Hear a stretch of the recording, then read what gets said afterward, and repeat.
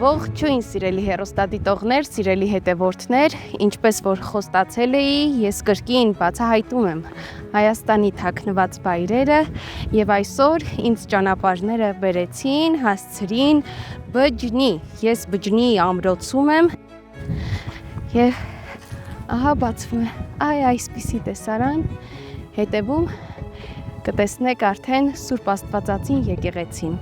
Շարունակեմ իմ ճանապարհը եւ ձեզ ներկայացնեմ ամրոցի պատմությունը։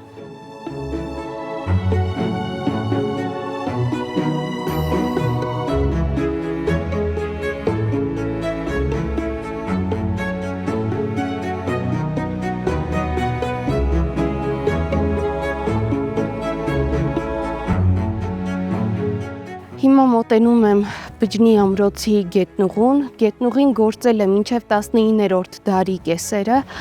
Լեգենդի համաձայն գետնուղին կապել է ամրոցը Սուրբ Աստվածածին եկեղեցուն, սակայն գյուղի մեծերը պատմում են, որ դա այդպես չէ, գետնուղին ճանապարհ է եղել դեպի գետ։ Հիմա առաջանամ եւ ձեզ ցույց տամ գետնուղին, իհարկե ամբողջությամբ պահպանված չէ, բայց որքան հնարավոր կլինի, կիջնենք ներքև եւ ձեզ ցույց կտամ, թե ինչ տեսք ունի գետնուղին։ Ահա առաջանանք։ Ահա գետնուղին։ Մտնում ենք ներս։ Տեսեք, բավականին լավ վիճակում է։ Երևի թե վերականգնել են։ Հիմա իջնում եմ, բավականին ցուրտ է, միջանցիկ քամի կա, բայց բավականին վտանգավոր են աստիճանները։ Հիմա փորձեմ ինչքան որ հնարավոր է իջնեմ եւ ձեզ ցույց տամ այս գաղտնուղին, չէ, մինչև վերջ չեմ կարողանա իջնել։ Հիմա կադրանում տեսեք։ Այնտեղ ելքն է, ամբողջությամբ, եկեք մի քիչ էլ իջնեմ ամեն դեպքում, տեսնենք, բռնվեմ, քարերից չընկնեմ, աստիճաններն արդեն վտանգավոր են լինում, չէ, չեմ կարող, այնտեղ, արդեն ելքն է, իհարկե, ամբողջական չի պահպանվել եւ ամբողջ գետնուղին մենք չենք կարող հիմա տեսնել, անցնել։ Ահա, այսպիսին էր գետնուղին, վերադառնամ, տեսնենք, թե ինչ ունենք ցույց տալու։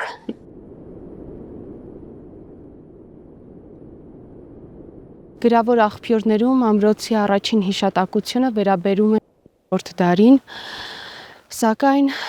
Բջնի ամրոցը ռազմական կարևոր նշանակություն է ձեռք բերել 10-րդ դարում, երբ այն դարձել է Պահլավունիների պալատական տիրույթը։ Շարունակեմ ճանապարհս եւ ավելի մանրամասն ցույց կտամ։ Բարձրանամ արդեն բլրի վրա, որտեղ պահպանվել են հին եկեղեցու մնացորդները, հացահատիկի ամբարը եւ պալատը։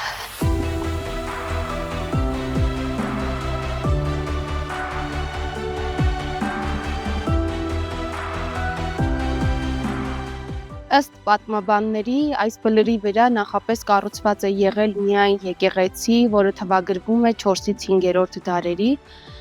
Անհայտ պատճառներով ամբողջովին եկեղեցին ավերվել է եւ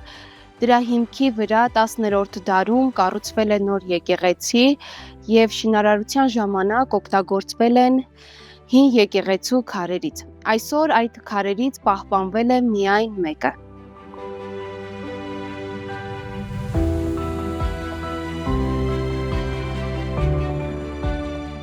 Եվ ահա այս հատվածում եղել է խորանը։ Տեսնում ենք խորանը։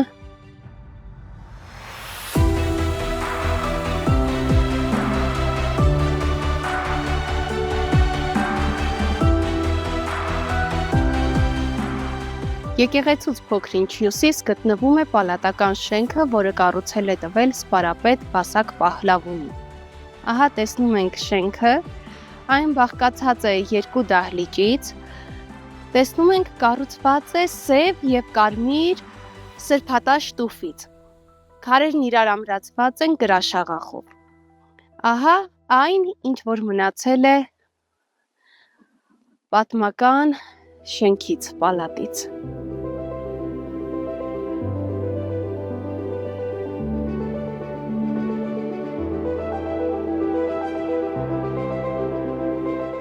Թիկունքում թողնելով պալատն առաջանում ենք, անցնում ենք եկեղեցին և եկեղեցու կողքին կտեսնենք ցորենի ամբարը։ Ահա, շրջվեմ, տեսեք։ Ահա, սա եղել է ցորենի ամբարը և եթե մենք շատ ուշադիր լինենք, այստեղ, տեսեք, սա և դրա դիմացը կամարի հետքերն են։ Այստեղ այսինքն կամար է եղել և սա էլ արդեն կտեսնենք ամբարը, պատկերացնում եք ինչքան ցորեն են լցրել այդտեղ և պահել։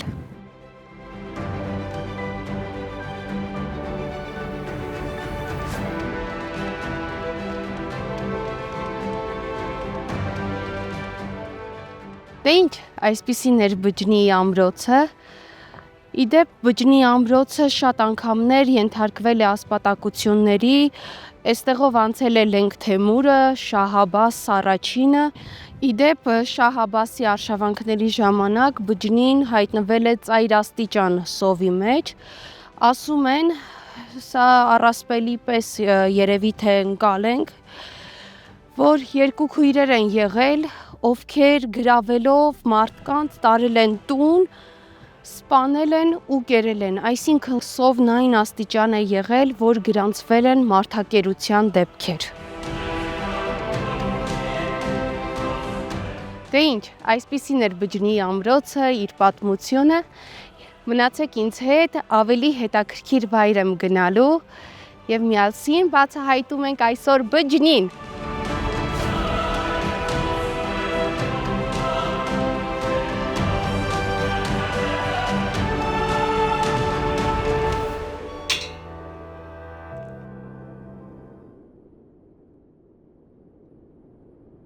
Դե ինչ սիրելիներս, ինչպես և խոսք էի տվել, հիմա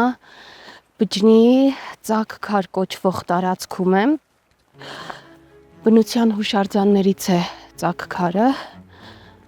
հոյակապ տեսարան, մի քիչ բարդություն ունի ճանապարհը, բայց հեշտ հաղթահարելի է, կարող ենք հեշտությամբ մոտենալ Ծակ քարին և հրաշք։ Հիմա առաջանամ և ձեզ ցույց տամ։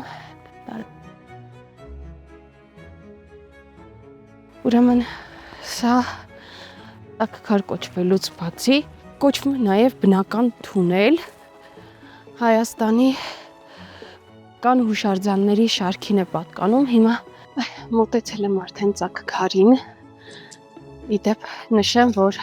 Ծակ քար կոչվող բնական թունելը գտնվում է Հրազդան գետի ձախ կողմում և 2008 թվականի օգոստոսի 14-ին գրանցվել է Հայաստանի Հանրապետության բնական հուշարձանների շարքում։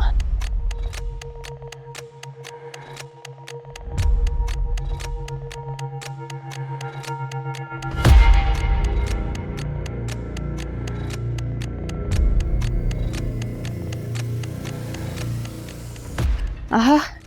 այս բարձրանում է, որ քարի միջով անցնեմ, ուրեմն մանրաքարեր են, մանրաքարերից ոտքս սահում, ահա, և փոքր բարդանում է ճանապարհը, բայց ինչ հաղթահարելի է։ Հիմա տեսնենք, պես անվնաս բարձրանանք, անցնենք, բայց իրոք բնության հրաշք է և մեր ոսկս ընդհատվեց, օպա, всё, հաղթահարվել, շատ զգույշ ուշադիր պիտի լինենք այստեղ, ասացի, որ մանրաքարեր են, տեսեք, Հոյակապ տեսարան է։ Շարժում ենք առաջ։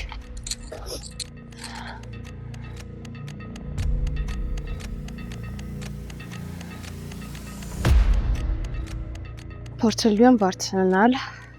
ժայռի վերևը գլխին։ Իրականում վտանգավոր է այս որոշումը, բայց ինչևէ եթե եկել հասել ենք, ուրեմն պետք է անենք։ Ինձ գիտեք ինչն է խանգարում, ամենուրեք մասուրի ծառերը, օպա, այստեղից վեր լավ կա ճանապարհ, միայն թե այս փշերը ինձ չխանգարեն։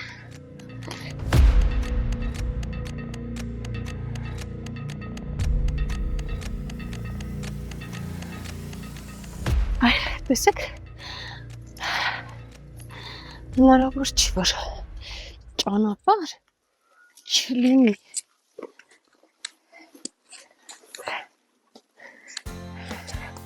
Այո, բարձրացա, վերջ։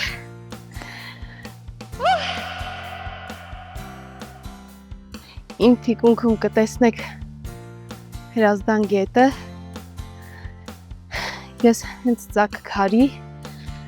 վերևում եմ ժայռի ամենաբարձր կետում։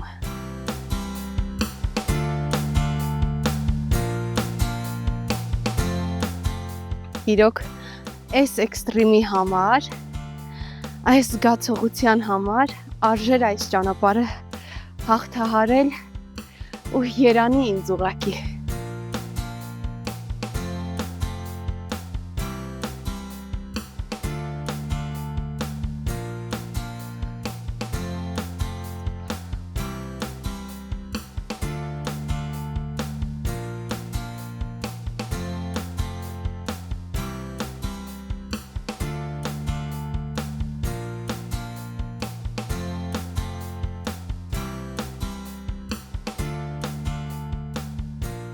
Ահա,